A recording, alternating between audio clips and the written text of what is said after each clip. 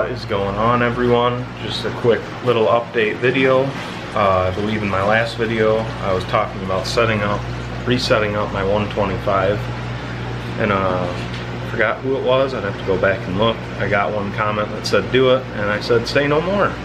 So I'm actually getting ready to go on vacation and just doing some water changes, so I'll do kind of little full updates and show you off the new 125.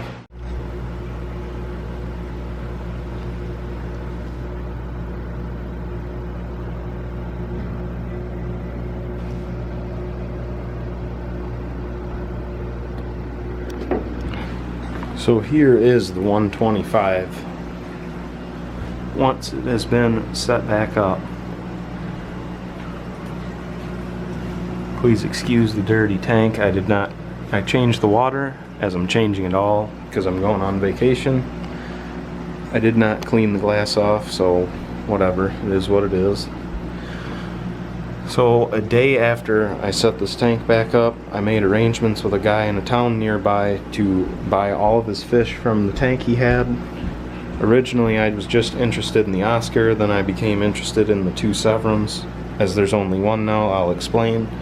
And this group of Jack Dempsey's and Electric Blue, I forgot what they're called, but there is one of those. So the funny story is, I went to go pick up 9 fish and I ended up leaving with 13. He did not mention that he had a black ghost knife. He did not realize he even had it still until he went to scoop all the fish out. And there were 2 plecos. There were 3 plecos, but one of them actually died the next night as he got stuck onto that filter intake because I do not have guards on them anymore because the 2 previous large Oscars broke them. As you can see, this one gets dangerously close, but either way, he insisted that I take these 2 also. I just took all the fish in the tank. These are apparently called red-finned cigar sharks. I have never heard of them, and they are ridiculously big. And they are also big idiots because they like to jump because they're in the carp family. And the funny story is, as he was scooping all of these fish out into my big 37-gallon tub, he told me all these fish are calm and docile as one of these cigar sharks proceeds to jump out of the tub. And then once I got home and was acclimating them, one of them jumped out. Both of them jumped out again or whatever. Something like that happened. And please excuse me because I don't know how to add pictures into videos yet. I know I'm an idiot, but if I could include it, I have a picture of both of their heads. They had like busted them open jumping.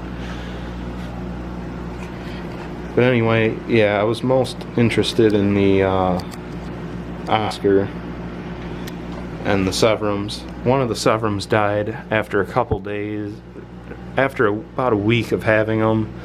He started developing, I don't know if it was hole in the head, because I have personally never seen that yet, but whatever it was, there was like holes in the front of the head, and then it looked like it started growing fungus, so I treated it for fungus, and then within 2 days after treating it, it looked like whatever it was had eroded into his head so quickly that it reached his brain, is what I'm assuming, because when I pulled his body out and put him back in the water to go get a net, you could see bubbles were coming out of, I'm assuming, his brain. So that was weird and interesting at the same time. It sucks because I wanted the Sevrums and the Oscar and I lost one, but this one is still pretty cool. The other one was more pale. I'm assuming, actually I'm not assuming, I just won't even say it, but this one has a lot of red spots on it and it's pretty cool. But I love Oscars, so I had to get at least the Oscar. But again, went to get 9 fish, left with 13. And that's it for this 125. Alrighty, so the battery already died once, so I'm just going to start over here since these tanks are filling up. I did clean the face of this tank just so you guys can see all the convicts. I really don't know what's wrong with this tank. It grows algae super bad, and it's not algae to just kind of come off. Like, you actually have to use a razor. But these little guys are getting huge, The peacock bass are over here.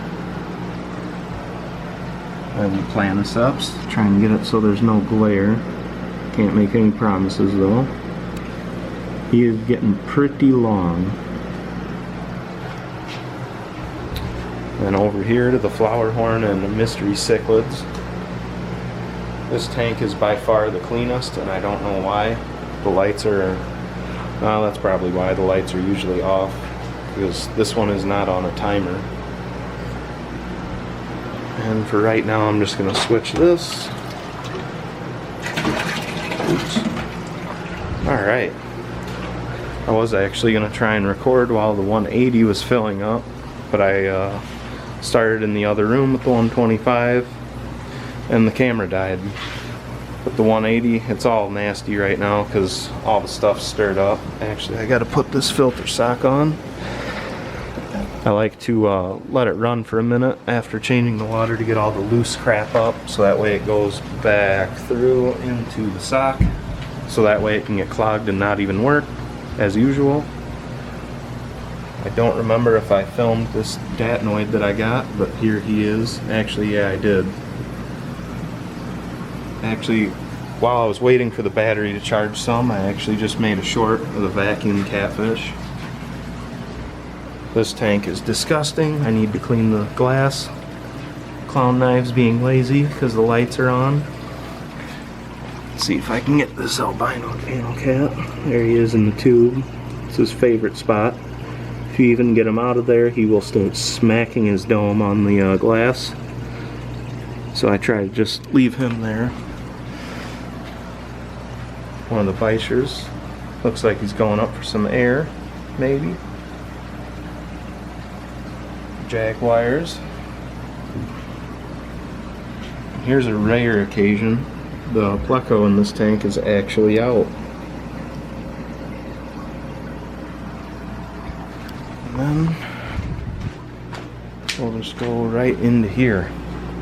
125, as I already showed. Big Midas Red Devil. This guy is getting super aggressive anymore. I can't even vacuum the gravel without him attacking it. And he loves attention.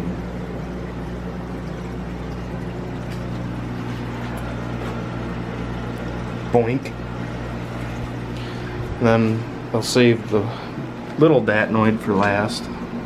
This guy actually almost died because of the 180 gallon I got.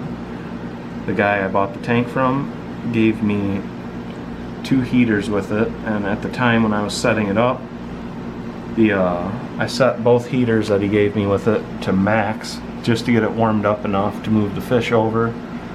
And then I unplugged the heaters because one's rated for a 55 and the other's rated for like a 65 gallon tank. And I figured I'd never use them again. Well, to get the 125 heated fast enough to where I could get the fish in there, I took the heater from that tank, moved it into there. The heater from this tank, moved it into there, and grabbed one of the random heaters I had laying around, which one of them happened to come with that tank. And I forgot it was set on max. So this guy is very lucky to even be alive, because for a week and a half I did not even realize the heater was set to 91 degrees. And when I came down and noticed something was going on, he was very pale, kind of just floating around, not doing anything. So I noticed that and thought, well, he's gonna die. So I turned the heater down to 76, 78 degrees, and I put 2 air pumps. I rigged it up to where there's 2 in the one, so I had those running along with the air stone that is somewhat clogged right now. And he is back to normal somewhat. Looks like he's breathing a little heavy still, which this has been 3 weeks now since I noticed all this, so he's doing good. And that's one of the biggest reasons why I didn't film this tank yet, is I wanted to make sure all the fish would be good. I didn't want to record it and then have one, you know, die a couple days later, which I've already lost 2 out of the 13 in this tank. Alright, so that is going to be it for this video. I just figured I would pump out a quick video. to update on the 125, just so everyone could see all the fish in there, especially the one person who commented that said do it. And that's really all I was doing for. I was going to probably set it up anyway, because that's who I am as a person. But I figured some motivation out of one person would be enough to get everything going, and the tank is now up, fish in it, 2 have passed, but whatever. But I have to get back to these water changes so I can go on vacation tomorrow. And thanks for watching.